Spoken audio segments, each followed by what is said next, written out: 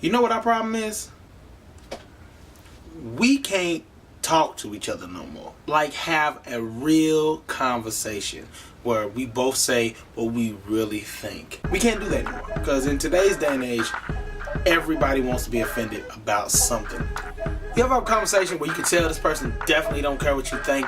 They're just respectfully waiting for you to be done talking so they can get whatever's in their brain out of their mouth. Now when people have conversations, it doesn't seem like they're trying to learn. It seems like their goal is to either one, prove you wrong, or two, listen to something that offends them, and then after you get done talking, just concentrate on that little portion instead of what the whole conversation is about.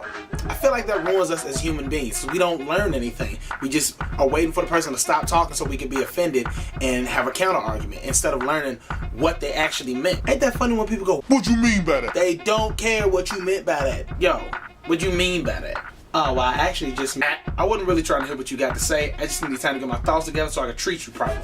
First of all, I think the thing we really lack in today's world is understanding. Understanding doesn't mean that you agree with me, or I agree with you, or I change my mind. Understanding means that regardless of whether I agree with you or whether I disagree with you, I understand not only how you think, but why you think what you think. And you understand why I think what I think. And then we move forward, having more conversations with more people, knowing how to deal with the situation better. Conversations are meant to help you learn. And if you learn more and you understand where somebody else is coming from, then even if they think something that is actually wrong, you have a better understanding of them as a person, and therefore a better chance of getting them to see the light.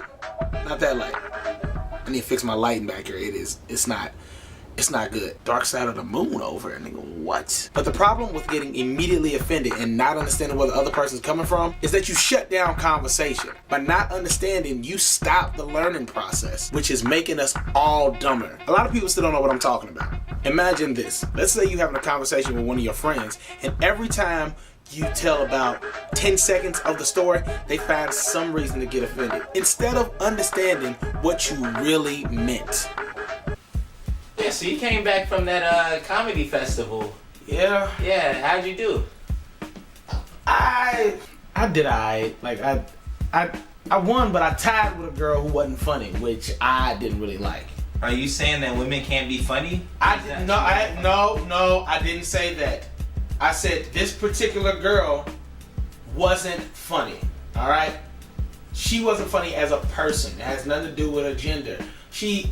All she did was get up on stage and ramble about how she would blow the judges to win. That's all she did. So what's wrong with her joking about blowing the judges? Even if that really happened, there's nothing wrong with that, James. Look, you're making this out. She's an adult. Look, you're turning this into a slut shaming thing. I'm not slut shaming. I'm saying that whatever you say in a comedy competition, you have to make it funny. And a couple of the judges were like biting, but like nobody in the crowd was laughing.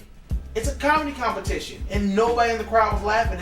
Look, let's get her out of the situation. As a guy that annoyed me, he made it all the way to the semifinals, and all of his jokes were about fingers in his butt.